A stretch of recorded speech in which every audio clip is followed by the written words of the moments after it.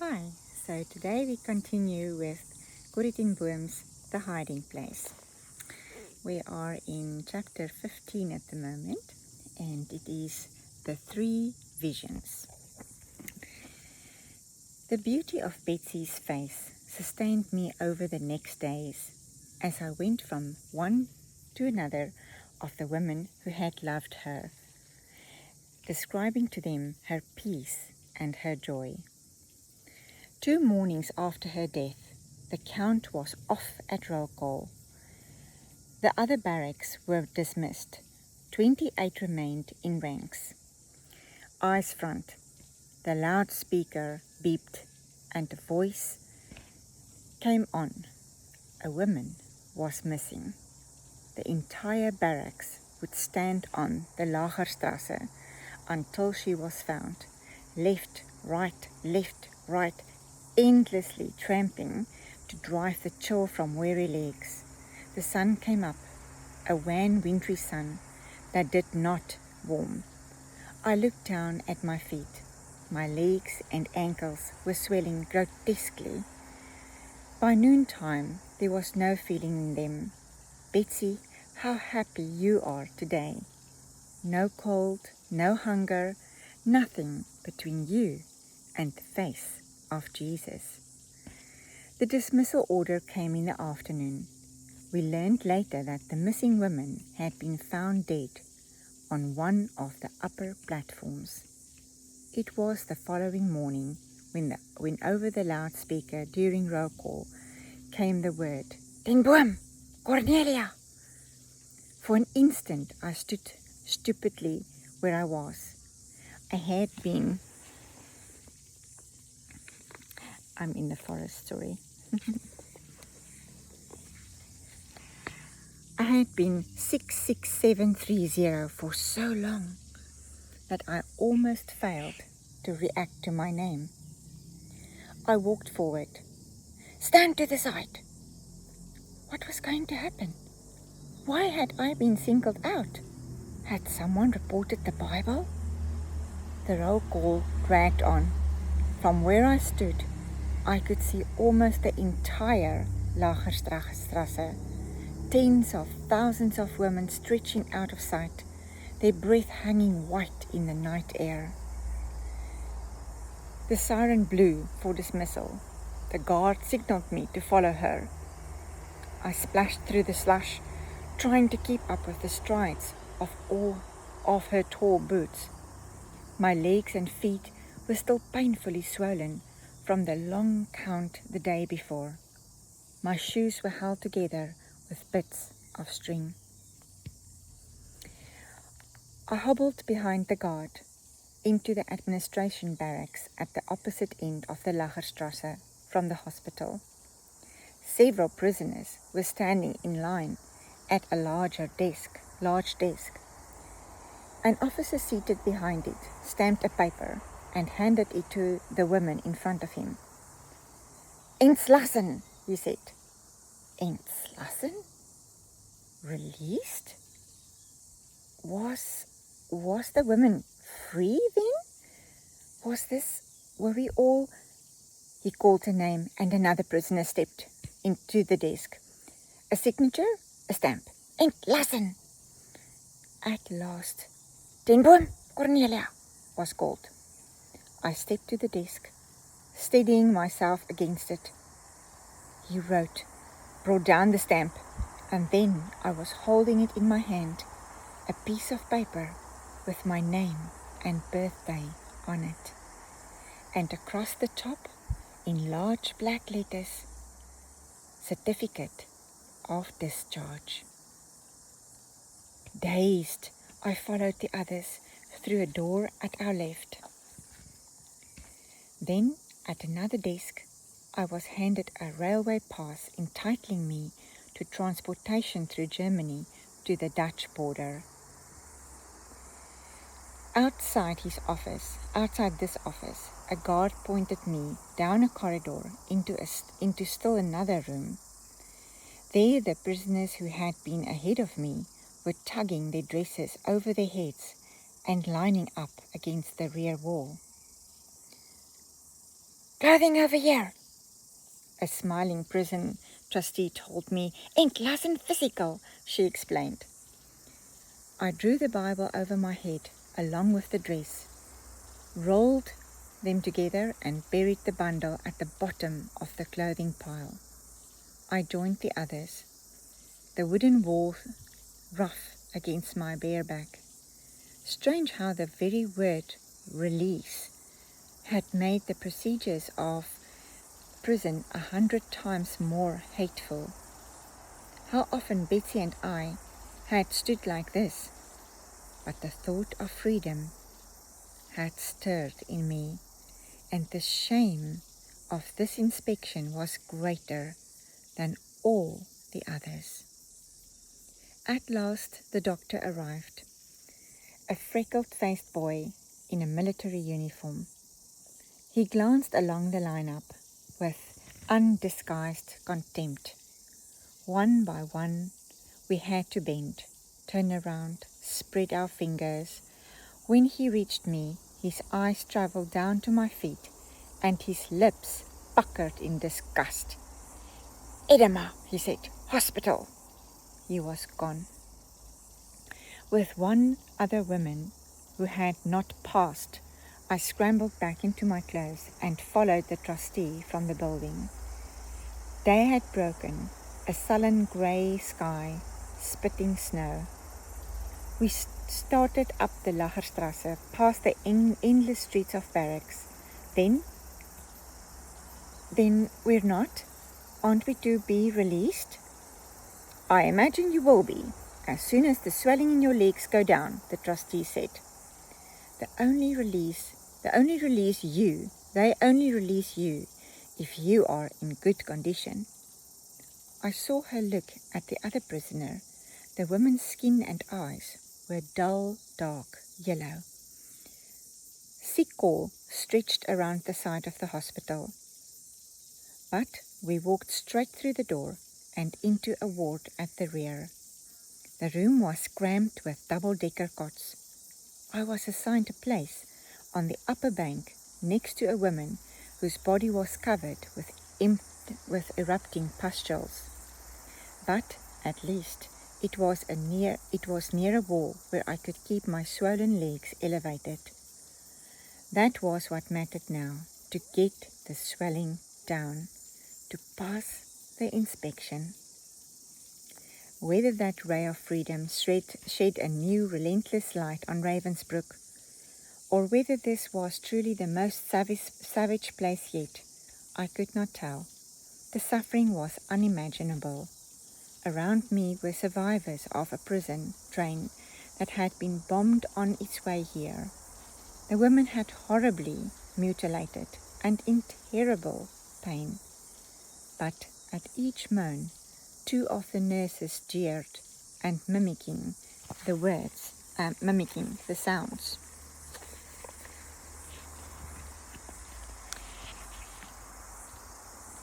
Even in the other patients, I saw the stony indifference to others that was the most fatal disease of the concentration camp. I felt it spread to myself. How could one survive if one kept on feeling? The paralyzed and the unconscious kept falling out of the crowded, narrow cots. That first night, 4 women fell from upper banks and died on the floor. It was better to narrow the mind to one's own need, not to see, not to think. But there was no way to shut out the sounds. All night women cried in a German word I didn't know. "Schieber!" Over and over from rasping throats. "Schieber!" Finally I realized that they were calling for bedpans. It was out of the question for most of the women in this room to make it to that filthy latrine next door. At last, reluctant to lower my legs, I climbed down from my cot and set about the chore. The gratitude of the patients was heart-wrenching. "Who are you? Why are you doing this?" As though cruelty and callousness were the norm, ordinary decency the marvel. As a wintry dawn crept through the window, I realized it was Christmas Day. I went each morning to the clinic in the front of the hospital, where I could hear the tramping of feet on the Lagerstrasse outside. Each time the verdict was edema on the feet and ankles. Many of those who attended the clinic were, like myself, discharged prisoners. Some had been released months ago. Their discharge papers and railway passes were ragged from opening and refolding. And what if Betsy were still alive? Surely our prison term would have been up together.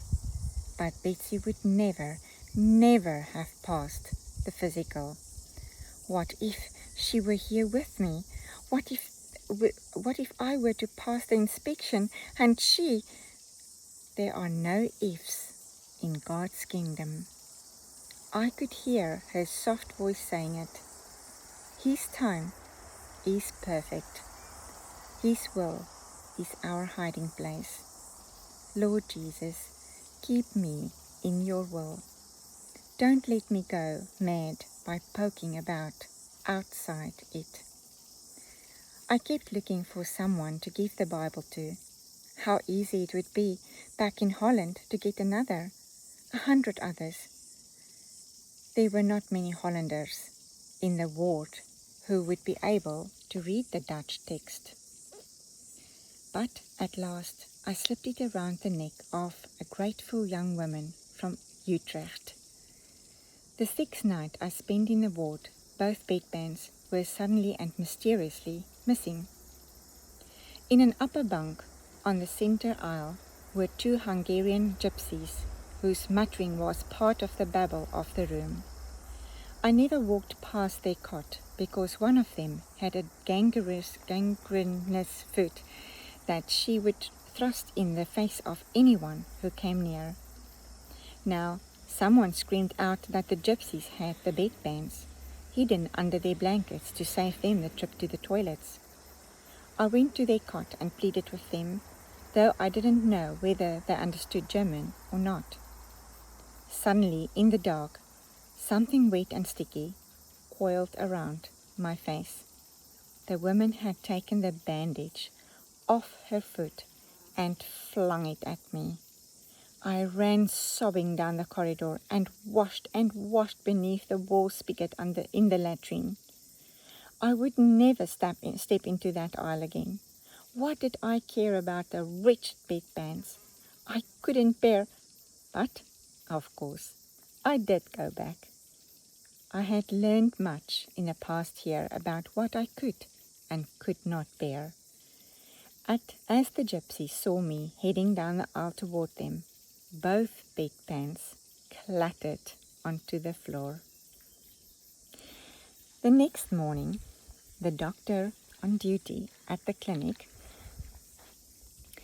stamped the medical approval on my discharge form. Events that had dragged so slow now moved with bewildered speed. In a dressing shed near the outer gate of the camp, I was outfitted with clothes. Underthings, a woolen skirt, a truly beautiful silk blouse, sturdy, almost new shoes, a hat, and overcoat. I was handed a form to sign stating that I had never been ill at Ravensbrück, never had an accident, and that the treatment had been good. I signed. In another building, I received a day's bread ration and food coupons for 3 additional days. I was also given back my watch, my Dutch money, and Mama's ring. And then I was standing with a group of 10 or 12 just inside the gate. The heavy iron doors swung open. At the heads of a women guard, we marched through. We climbed the little hill. Now I could see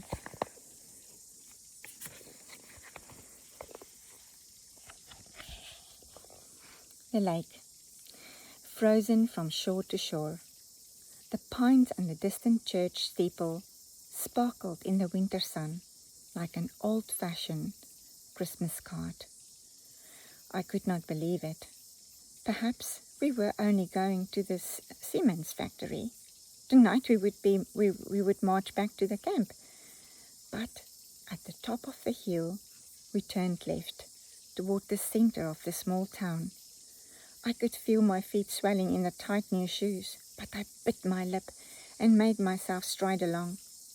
I imagined the guard turning around, pointing a scornful finger. "Edema, send her back to the camp."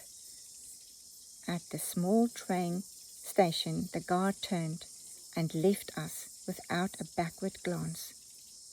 Apparently, we were all traveling as far as Berlin, then each pursuing her separate route home. There was a long wait on cold iron benches. The feeling of unreality persisted. Only one thing seemed familiar, a hungry hollow in my stomach. I put off getting into my bread allowance as soon as I could, but at last reached into my overcoat pocket. The packet was gone. I sprung up from the bench, looking beneath it, retracting my steps through the station. Whether I had dropped it or it had been stolen, the bread was gone, and with it, the ration coupons. At last the train pulled into the station, and we crowded eagerly to eat, but it was for military personnel only. Late in the afternoon, we were allowed aboard a mail train, only to be put off 2 stops farther on to make room for a food shipment. The train became a blur. We reached the huge bomb-gutted terminal in Berlin sometime after midnight. It was New Year's Day, 1945. Betsy had been right. She and I were out of prison. Snow drifted down from a shattered skylight as I wandered, confused and frightened, through the Corrie station. I knew that I must find the train to Uelzen, but months of being told what to do had left me robbed of initiative. At last, someone directed me to a distant platform. Each stop now was agony in the stiff new shoes. When I reached the platform at last, the sign said not Uelzen, but Olsztyn, a town in Poland, in exactly the opposite direction. I had to cross those acres of concrete floors again. Ahead of me, an elderly man, pink-cheeked from working in the roofless station, was raking bomb rubble into a pile. When I asked him for directions, he took me by the arm and led me himself to the proper platform. "I was to Holland once," he said, voice wistful with recollection. "When the wife was alive, you know. Right on the sea we stayed." A train was standing on the track, and I climbed aboard. It was hours before anyone else arrived, but I did not dare get off for fear I could not find my way back again. By the time the train started up, I was dizzy for lack of food. At the first stop out of Berlin, I followed the other passengers into the station cafe. I showed the woman behind the cash box my Dutch guilders and told her I had lost my coupons. "That's an old story. Get out of here before I call the police." The trip was endless. Many miles of track could be traveled only at a crawl. Some sections were gone altogether, and there were interminable long detours and many changes of train.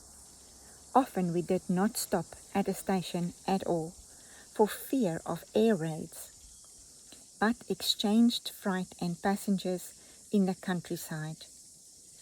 And all the while, out of my window, passed once beautiful Germany, fire-blackened woods, the gaunt ribs of a church standing over a ruined village. Bremen especially brought tears to my eyes. In all the wasteland, I saw one human being, an old woman poking at a heap of bricks. In Uelzen, there was a long wait between trains. It was late at night. The station was deserted. As I dozed in an empty coffee bar, my head dropped forward until I rested on the small table in front of me. A blow on my ear sent me sprawling almost to the floor. "This is not a bedroom," a furious station agent shrieked. You can't use our tables to sleep on." Trains came, trains didn't come. I climbed on and off, and then I was standing in a line of a customs shed, and the sign on the little station building said, "Newer Chance." As I left the building, a workman in a blue cap and blue overalls stepped up to me. "Here, you won't go far on those legs. Hang on to my arm." He spoke Dutch.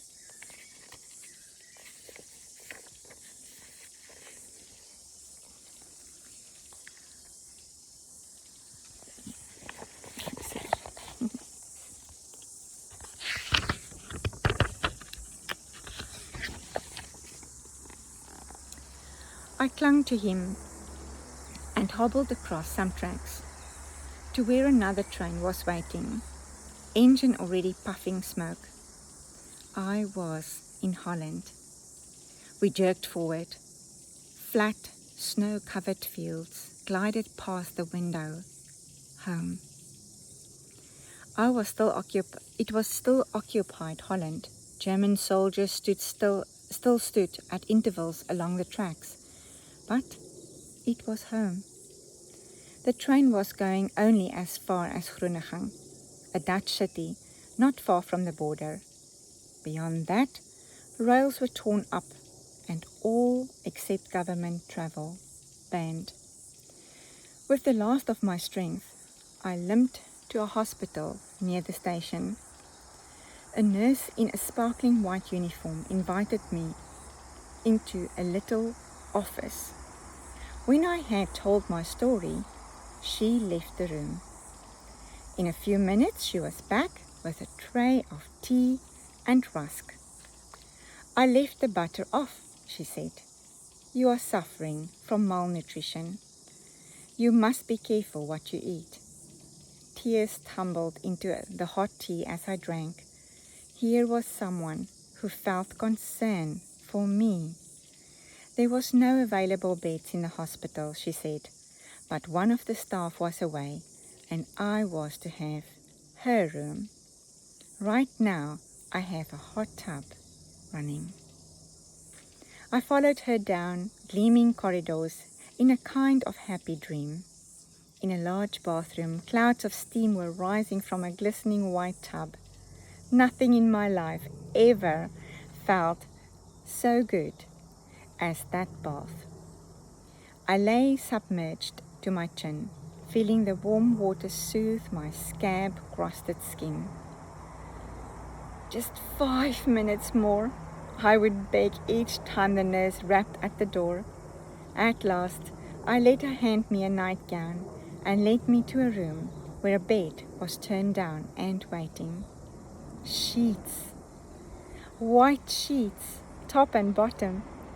I could not get enough of running my hands over them. The nurse was tucking a second pillow beneath my swollen feet. I struggled to stay awake. To lie here, clean and cared for, was such a joy. I did not want to sleep through a minute of it. I stayed in hospital at Groningen 10 days, feeling my strength return. For most meals, I joined the nurses in their own dining room. The first time I saw the long table set with silverware and glasses, I drew back in alarm. "You are having a party. Let me take a tray to my room." I did not feel ready yet for laughter and social chatter. The young woman beside me laughed as she pulled out a chair for me. "It's not a party. It's just supper. And skimpy enough at that." I sat down, blinking at knives, forks, tablecloth. Had I once eaten like this? Every day in the year? Like a savage watching his first... like a savage, watching his first civilized meal, I copied the leisurely gestures of the others as they passed bread and cheese and unhurriedly stirred the coffee.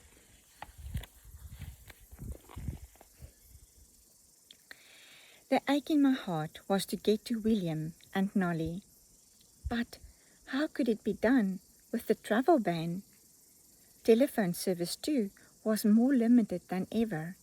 But at last, the girl at the hospital switchboard reached the telephone operator in Hilversum with the news of Betsy's death and my release.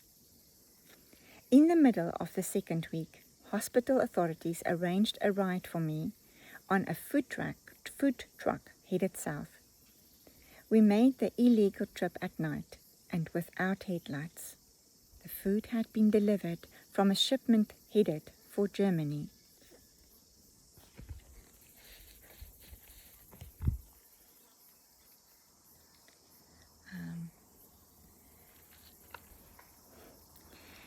In the grey early morning, the truck pulled up to Willem's big brick nursing home.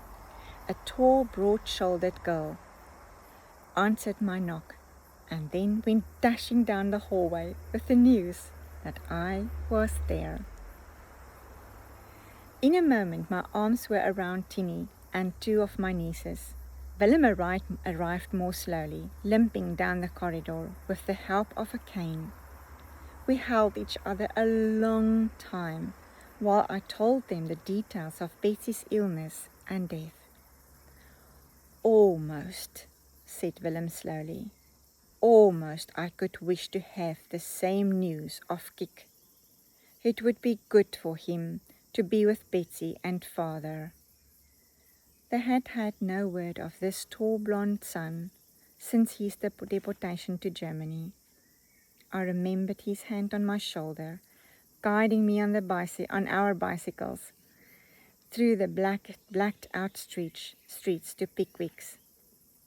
Remembered his patient coaching. "You have no cards, Tante Corrie. There are no Jews. Kik, are the young and brave as vulnerable as the old and slow?" I spent 2 weeks in Hilversum, trying to adjust to what my eyes had told me that first moment. Willem was dying. Only he seemed unaware of it as he hobbled along the halls of his home, bringing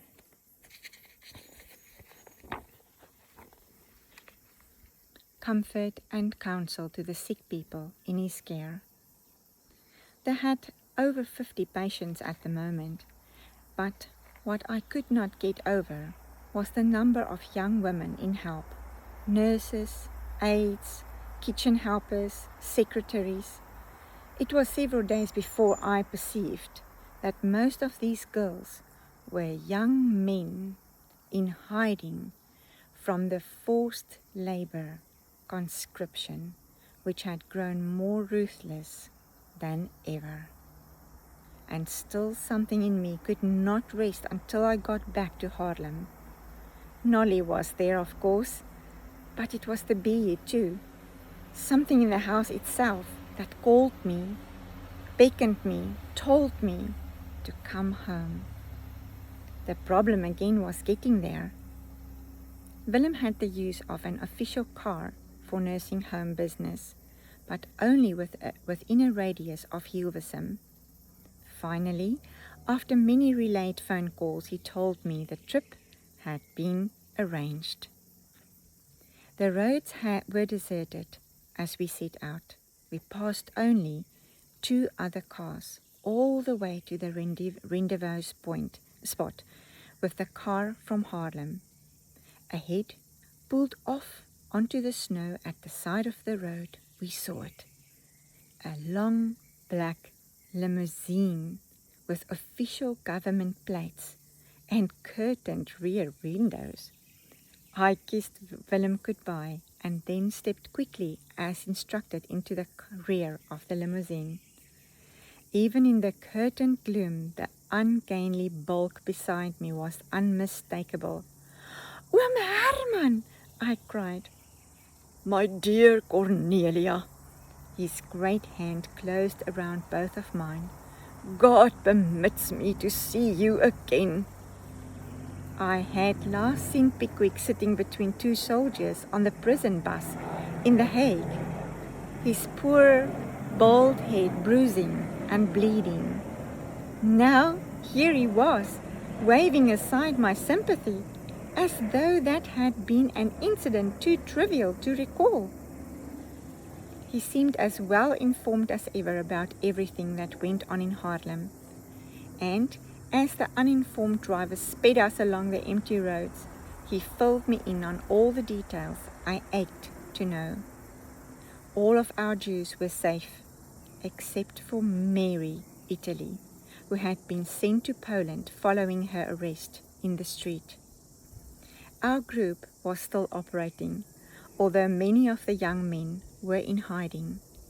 He warned me to expect changes at the BE. After the police guard had been removed, a series of homeless families had been housed there, although at the moment he believed the living quarters above the shop were empty.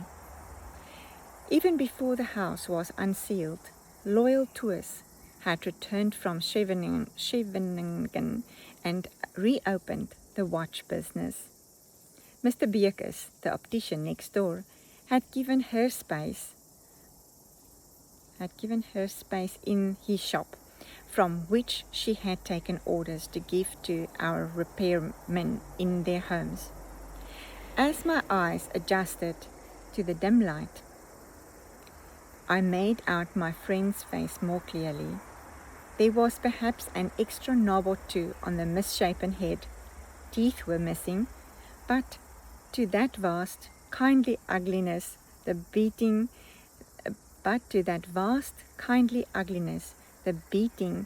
had made no real difference at all.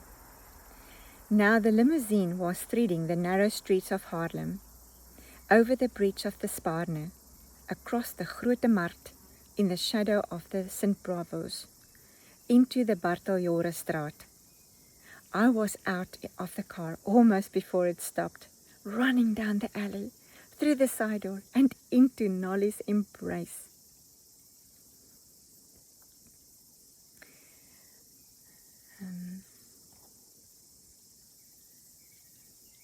She and her girls had been there all morning, sweeping, washing windows, airing sheets for my homecoming.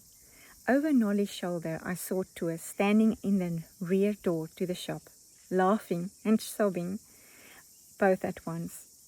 Laughing because I was home, crying because Father and Betsy, the only 2 people she had ever allowed herself to love, would never be. Together we trooped through the house and shop, looking, stroking. Remember how Betsy would set up these cups?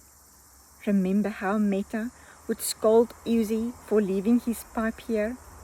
I stood on the landing outside the dining room and ran my hand over the smooth wood of the Frisian clock. I could see Father stopping here, Captain at his heels. We mustn't let the clock run down. I opened the glass face, moved the hands to agree with my wristwatch, and slowly drew up the weights. I was home. Life like the clock, started again. Mornings repairing watches in the workshop, noons most often bumping on my tireless bicycle out to Bos and Hoofenstraat. And yet, in a strange way, I was not home. I was still waiting, still looking for something. I spent days prowling the alleys and canal banks nearby, calling Maher Shahal Hashbish by name. The elderly vegetable lady, 3 stores down, told me that the cat had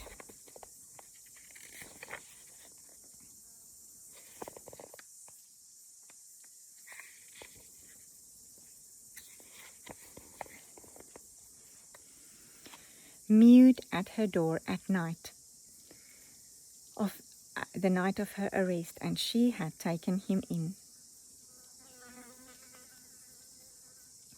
For months, she said, the small children of the neighborhood had banded together to bring food to Opa's kitty. They had brought scraps from garbage pails and even tidbits from their own scanty plates, smuggled past watchful mothers. And Mr. Hasbaz had remained sleek and fat. It was mid-December, she said, when he had not appeared one night to her call, nor had she seen him since.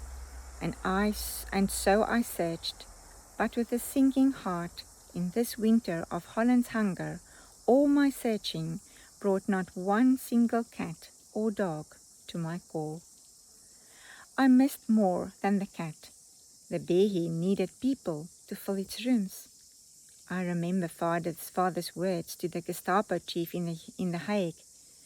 I will open my doors to anyone in need. No one in the city was in greater need than its feeble-minded. Since the start, mosquitoes. Since the start of the Nazi occupation, they had been sequestered by their families in back rooms, their schools and training centers shut down, hidden from a government that had decided they were not fit to live. Soon a group of them was living at the Behe. They still could not go out on the streets. But here at last, they had new surroundings and a program of sorts, with the time I could take from the shop. And still my restlessness continued. I was home, I was working and busy. Or was I? Often I would come with a start at my workbench to realize that I had sat for an hour staring into space. The repairmen Tours had found, trained under father, were excellent. I spent less and less time in the shop. Whatever or whoever I was looking for was not there. Nor upstairs. I loved the gentle people in my care, but the house itself had ceased to be home. For Betsy's sake, I bought plants for every windowsill, but I forget to water them, and they died. Maybe I missed the challenge of the underground. When the national group approached me with a request, I agreed eagerly. They had false release papers for a prisoner in the Haarlem jail. What could be simpler than to carry this document around the corner and through those familiar wooden doors? But as the door closed behind me, my heart began to race. What if I couldn't get out? What if I were trapped? Yes, a young police lieutenant with bright orange hair stepped from behind the reception desk. You had an appointment? It was Rolf. Why was he being so stiff with me? Was I under arrest? Were they going to put me in a cell? Rolf, I said, don't you know me? He peered at me as through trying to refresh his memory. Of course, he said smoothly. The lady at the watch shop. I heard you were closed down for a while." I gaped at him. Why, Rolf knew perfectly. And then I recalled where we were, in the center foyer of the police station with 6 German soldiers looking on. And I had greeted one of our group by name, practically admitted a special relationship between us, when the cardinal rule of the underground was. I ran my tongue over my lips. How could I have been so stupid? Rolf took the forged papers from my shaking hands and glanced through them. "These must be passed upon by a police chief and the military over command together," he said. "Can you return with them tomorrow afternoon at 4? The chief will be in a meeting until—" I heard no more. After the words "tomorrow afternoon," I had bolted for the door. I stood thankfully at the sidewalk until my knees stopped knocking. If I had ever needed proof that I had no boldness or cleverness of my own, I had it now. Whatever bravery or skill I had ever shown were gifts of God, sheer loans from Him of the talent needed to do a job. And it was clear, from the absence of such skills now, that this was no longer His work for me. I crept meekly back to the BE, and it was at that moment, as I stepped into the alley, that I knew what I was looking for. It was Betsy. It was Betsy I had missed every moment of my every day since I ran to the hospital window and found that she had left Ravensbrück forever. It was Betsy I had thought to find back here in Haarlem, here at the watch shop and in the home she loved. But she was not there. And now, for the first time since her death, I remembered. We must tell people, Corrie. We must tell them what we learned.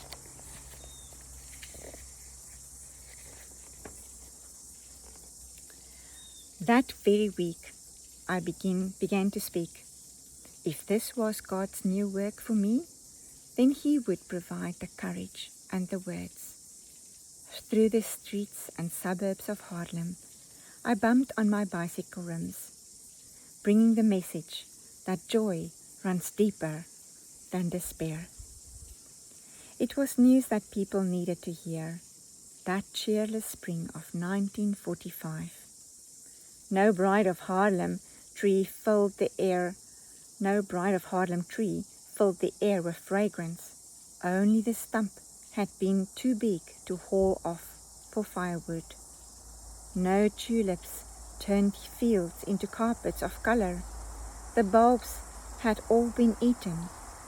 No family was without its tragedy. In churches and clubrooms and private homes in those desperate days, I told the truths Betsy and I had learned in Ravensbrück. And always at these meetings, I spoke of Betsy's first vision of a home here in Holland where those who had been hurt could learn to live again, unafraid. At the close of one of these talks, a slender, aristocratic lady came up to me. I knew her by sight, Mrs. Beerens de Haan, whose home in the suburb of Bloemendal was said to be one of the most beautiful in Holland. I had never seen it, only the trees at the edge of the huge park in which it was set, and so I was astonished when this elegantly dressed lady asked me if I was still living in the ancient little house on the Barteljorenstraat. How did you... Yes, I do, but... Sorry. My mother often told me about you. My mother often told me about it. She went there frequently to see an aunt of yours too, I believe, was in charitable work. In a rush, it all came back, opening the side door to let in a swish of satin and rustle of feathers. A long gown and a plumed hat brushing both sides of the narrow stairs. Then Tante Jan standing in her doorway. Sorry, just making sure there's not people coming. Then Tante Jan standing in her doorway with a look that froze in the bones, the thought of bouncing a ball. I am a widow, Mrs. Behrens de Haan was saying, but I have 5 sons in the resistance. 4 are still alive and well. The 5th we have not heard from since he was taken to Germany. As you spoke just now, something in me kept saying, Jan will come back, and in gratitude you will open your home from this vision of Betsy ten Boom. It was 2 weeks later that a small boy delivered a scented envelope to the side door. Inside, in slanted purple letters, was a single line, Jan is home. Mrs. Behrens de Haan herself met me at the entrance to her estate. Together we walked up an avenue of ancient oaks meeting above our heads. Rounding the final bend, we saw it, a 56-room mansion in the center of a vast lawn. 2 elderly gardeners were poking about the flower beds. We've let the gardens go, Mrs. Behrens de Haan said, but I thought we might put them back in shape. Don't you think released prisoners might find therapy in growing things? I didn't answer. I was staring up the gabled roof and the leaded windows, such tall windows. Are there, my throat was dry, are there inlaid wood floors inside and a grand gallery around the central hall and bas-relief statues set along the walls? Mrs. Behrens de Haan looked at me in surprise. You have been here then? I don't recall. No, I said. I heard about it from... I stopped. How could I explain what I did not understand? From someone who's been here, she finished simply, not understanding my perplexity. Yes, I said. From someone who's been here. The second week in May, the alleys retook Holland. The Dutch flag hung from every window, and the Wilhelmus was played on the liberated radio day and night. The Canadian army rushed to the cities the food they had stockpiled along the borders. In June, the first of many hundreds of people arrived at the beautiful home in Bloemendal. Silent or endlessly relating their losses, withdrawn on or fearlessly aggressive, everyone was a damaged human being. Not all had been in concentration camps. Some had spent 2, 3, even 4 years hidden in attic rooms and back closets here in Holland. One of the first of these was Mrs. Khan, widow of the watch shop owner up the street. Mr. Khan had died at the underground address. She came to us alone, a stooped, white-haired woman who startled at every sound. Others came to Bloemendal, scarred body and soul by bombing raids or loss of family, or any of the endless dislocations of war. In 1947, we began to receive Dutch people who had been prisoners of the Japanese in Indonesia. Though none of this was by design, it proved to be the best possible setting for those who had been imprisoned in Germany. Among themselves, they tended to live and relive their special woes. In Bloemendal, they were reminded that they were not the only ones who had suffered. And for all these people alike, the key to healing turned out to be the same. Each had a hurt he Each had a hurt he had to forgive. The neighbor who had reported him, the brutal guard, the sadistic soldier. Strangely enough, it was not the Germans or the Japanese that people had most trouble forgiving. It was their fellow Dutchmen who had sided with the enemy. I saw them frequently in the streets, NSBers, with their shaved heads and furtive eyes. These former collaborators were now in pitiful condition, turned out of homes and apartments, unable to find jobs, hooted at in the streets. At first it seemed to me that we should invite them too to Bloemendal, to live side by side with those they had injured, to seek a new compassion on both sides. But it turned out to be too soon for people working their way back from such hurt. The 2 times I tried it, it ended in open fights. And so, as soon as homes and schools for the feeble-minded opened again around the country, I turned the BE over to the former NSBers. This was how it went, those years after the war, experimenting, making mistakes, learning. The doctors, psychiatrists, the nutritionists who came free of charge to any place that cared for war victims sometimes expressed surprise at our loose runways. At morning and evening worship, people drifted in and out. Table manners were atrocious. One man took a walk into Haarlem every morning at 3 a.m. I could not bring myself to sound a whistle or to scold or to consider gateways or curfews. And sure enough, in their own time and their own way, people worked out the deep pain within them. It most often started, as Betsy had known it would, in the garden. As flowers bloomed or vegetables ripened, talk was less of the bitter past, more of tomorrow's weather. As their horizons broadened, I would tell them about the people living in the BE, people who never had a visitor, never a piece of mail. When mention of the NSBers no longer brought on a volley of self-righteousness wrath, I knew the person's healing was not far away.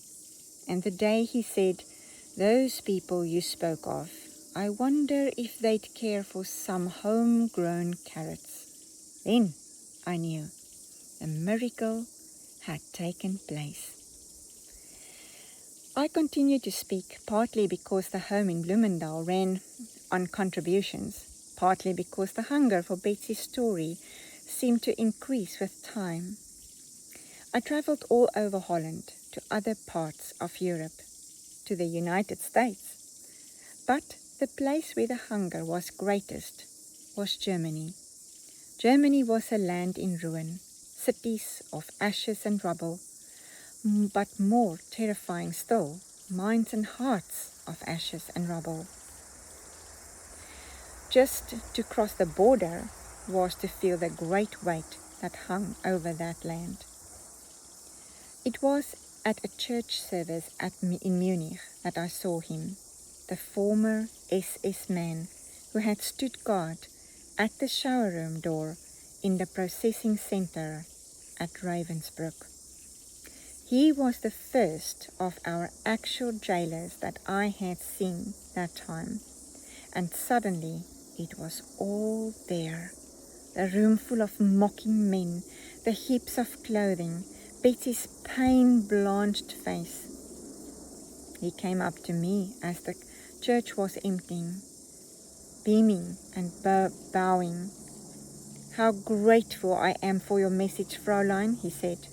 "To think that, as you say, he has washed my sins away." His hand was thrust out to shake mine, and I, who had preached so often to people in Bloemendal the need to forgive, kept my hand at my side. Even as the angry, vengeful thoughts boiled through me, I saw the sin of them. Jesus had died for this man. Was I going to ask for more? Lord Jesus, I prayed, forgive me and help me to forgive him. I tried to smile. I struggled to raise my hand. I could not. I felt nothing for the slightest spark of warmth or charity. And so again I breathed a silent prayer. Jesus, I cannot forgive him. Give your forgiveness. As I took his hand, the most incredible thing happened. From my shoulder, along my arm, and through my hand, a current seemed to pass from me to him, while into my heart sprang a love for this stranger that almost overwhelmed me. And so I discovered that it is not on our forgiveness any more than on our goodness that the world's healing hinges, but on his. When he tells us to love our enemies, he gives, along with the command, the love itself. It took a lot of love. The most pressing need in post-war Germany was homes. 9 million people were said to be without them. They were living in rubble heaps, half-standing buildings, and abandoned army trucks. A church group invited me to speak to 100 families living in an abandoned factory building. Sheets and blankets had been hung between the various living quarters to make a pretense of privacy. But there was no insulating the sounds. The wail of a baby, the din of radios, the angry words of a family quarrel. How could I speak to these people of the reality of God and then go back to my quiet room in the church hostel outside the city? No. Before I could bring a message to them, I would have to live among them. And it was during the months that I spent in the factory that the director of relief organization came to see me. They had heard of my rehabilitation work in Holland, he said, and they wondered. I was opening my mouth to say that I had no professional training in such things, when his next words silenced me. We've located a place for the work, he said. It was a former concentration camp that's just been released by the government. We drove to Darmstadt to look over the camp. Rolls of rusting barbed wire still surrounded it. I walked slowly up a cinder path between drab, grey barracks. I pushed open a creaking door. I stepped between rows of metal cots. Window boxes, I said. We'll have them at every window. The barbed wire must come down, of course, and then we'll need to paint green paint, bright yellow-green, the color of things coming up new in the spring. Next time, since then,